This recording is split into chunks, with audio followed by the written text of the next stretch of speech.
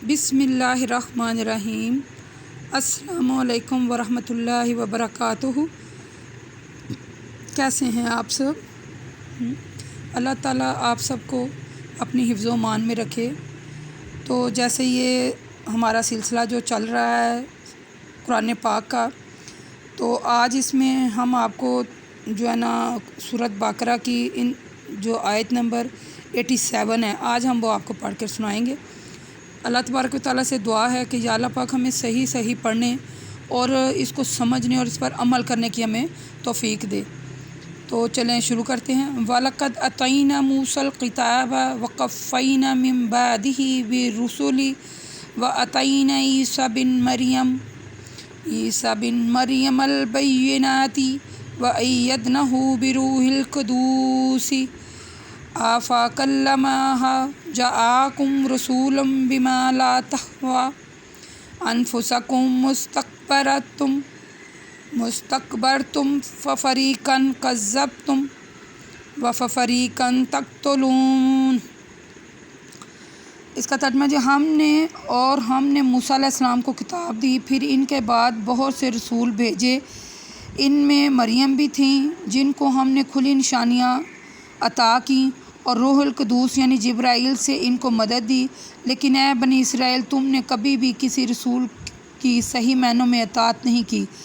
جب بھی تمہارے پاس کوئی رسول ایسے احکامات لے کر آئے جن پر عمل کرنے کو تمہارا دل نہیں چاہتا تھا، تو تم نے سرکشی کی اور ان احکامات پر عمل نہیں کیا، بلکہ رسولوں میں سے ایک جماعت نے تم کو جھٹلایا اور تم نے ایک جماعت کو قتل کر دیا۔ ٹھیک ہے، یہ جو ہم نے آیت نمبر یہ پچھلی ویڈیو میں یہ جو ہم نے 4 آیات آپ کو اکٹھی پڑھ کے سنائی تھی، یہ بھی اسی کے ریلیٹڈ ہے یہ آیت۔ وہ پھر ترجمہ زیادہ ہو جاتا ہے تو پھر ہم لوگ یعنی کہ 10 سے 12-15 منٹ کی جو ہے نا وہ ویڈیو بناتے ہیں تاکہ لوگ آسانی سے سنیں اور انہیں سمجھ بھی سکیں۔ اللہ تعالیٰ نے بنی اسرائیل پر جو احسان کیے تھے وہ جتائے۔ تو یہ جو بنی اسرائیل تھے نا، یہ احسان جتانے کا مقصد یہ ہے کہ یہ لوگ احسان فراموشی نہ کریں، محمد رسول اللہ صلی اللہ علیہ وسلم پر ایمان لائیں۔ اور جو اللہ تعالیٰ نے پہلا احسان یہ جتایا کہ اس نے حضرت موسیٰ علیہ السلام کو کتاب دی کہ وہ اس کے ذریعے بنی اسرائیل منزل مقصود تک پہنچ جائیں۔ اللہ تعالیٰ فرماتا ہے کہ اے بنی اسرائیل، وہ وقت یاد کرو جو ہم نے موسیٰ کو کتاب دی اور حق باطل میں تمیز والی چیز عطا کی تاکہ تم ہدایت پاؤ۔ اللہ تعالیٰ فرماتے ہیں یعنی اللہ تعالیٰ نے قرآن پاک میں مختلف صورتوں میں اور آیات میں یہ بات واضح طور پر بیان کر دی ہے کہ اللہ تعالیٰ نے بنی اسرائیل پر بہت زیادہ احسانات کیے، لیکن انہوں نے ہر بار نافرمانی کی، ہر بار کوئی نہ کوئی حجت پیش کی اور ہر بار ہی کوئی نہ کوئی نیا جو تھا نا وہ اس میں سے کام نکال لیتے تھے، یعنی زیادہ سے زیادہ روگردانی کرتے اور بات کو نہ مانتے۔ یعنی بنی اسرائیل میں سیاست کے فرائض انبیاء انجام دیا کرتے تھے، جب کہ ایک نبی کا انتقال ہو جاتا ہے تو دوسرا نبی اس کا جانشین ہوتا۔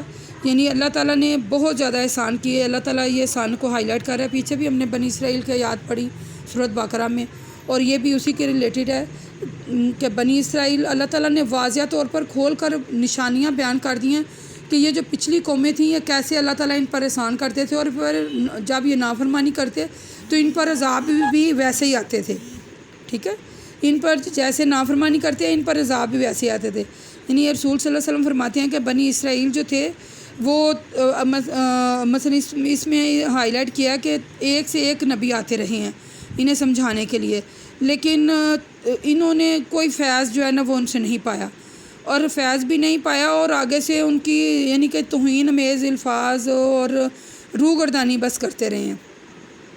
تو اللہ تعالیٰ نے یہ جو بنی اسرائیل پر احسان کیا ہے انہیں باری باری ہائی لائٹ کیا ہے قرآن پاک میں مختلف صورتوں میں اور آیات کی صورت میں۔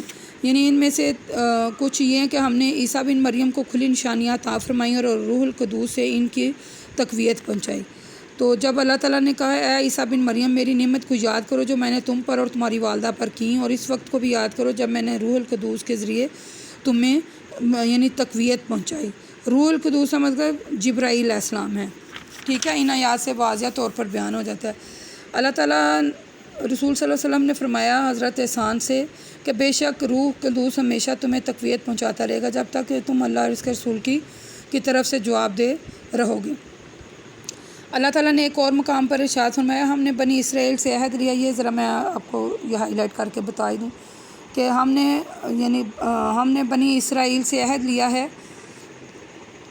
یہ دیکھیں ذرا کہ ہم نے بنی اسرائیل کی طرف عہد لیا اور بہت سے رسول بھیجے، لیکن جب بھی کبھی ان کے پاس کوئی رسول ایسی بات لے کر آتے تو جو ان کے نقوص کو ناگواز گزرتی تو وہ بعض انبیاء کو جھٹلاتے اور بعض نبیوں کو قتل کر دیتے. مثلا وہی بات جو میں نے آپ سے پہلے بھی شیئر کیا کہ یہ بنی اسرائیل جو تھے یہ ایسے ہی نہیں کرتے، تو اللہ تعالیٰ نے مثلا ہر بات کھول کر بیان کر دیا ہے.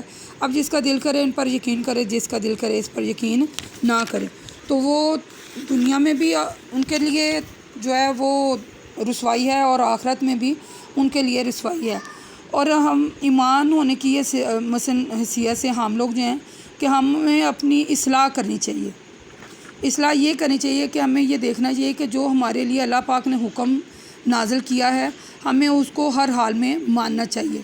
وہ اس لیے ہر حال میں ماننا چاہیے کہ ہمارا ایمان یہ پکا ہے کہ ہمیں اپنے رب سے ملاقات کرنی ہے، اور اگر ہمیں اپنے رب سے ملاقات کرنے پر پورا یقین ہے تو یقیناً جو اس کے احکامات ہیں ان پر بھی عمل کرنا بہت زیادہ ضروری ہے. کیونکہ ہم نے اپنے رب کے پاس جانا ہے تو کچھ نہ کچھ تو لے کے جائیں. تو اللہ نے ہمیں یہ کتاب دی ہے، اس کو پڑھ کر اس پر عمل کرنے کی اللہ پاک ہمیں توفیق دے. وَمَا إِلَيْنَا إِلَّا الْبَلَاغُ الْمُبِينُ وَقُولُوا قَوْلِي هَٰذَا لِأَسْتَغْفِرُ اللَّهَ. جیسے میں آپ کو اپنی ہر ویڈیو کے آخر میں کہتی ہوں کہ اس کو زیادہ سے زیادہ شیئر کریں. مجھے آپ کے لائکس کی کوئی ضرورت نہیں ہے، میں یہ کام اپنی آخرت کے سنوارنے کے لیے کر رہی ہوں. تو مجھے آپ کے لائکس نہیں چاہیے، بس آپ کے جو ہے نا وہ زیادہ سے زیادہ شیئر کریں تاکہ آپ کو بھی اور مجھے بھی زیادہ سے زیادہ ثواب مل سکے، اور جتنے لوگ اس کو پڑھیں گے اس پر عمل کریں گے وہ ہمارا ہی فائدہ ہوگا. تو آپ اپنے خیالات کا اظہار کمنٹ میں ضرور کیا کیجیے، ضرور. اور اگر آپ نے کوئی بات پوچھنی ہو تو وہ بھی ضرور کمنٹ میں ہمیں بتایا کریں کہ اس مسئلے کو کیسے ہے، یہ مسئلہ کیسے ہے. اور اگر کسی بات کی اس میں آپ کو ڈاؤٹ لگتا ہے تو دوسری تفاسیر کا بھی جو ہے نا وہ مطالعہ کیا کیجیے. اس کا بھی کریں اور دوسری کا بھی کریں، پھر جہاں آپ بات فٹ ہو اس پر عمل ضرور کریں. السلام علیکم ورحمۃ اللہ وبرکاتہ.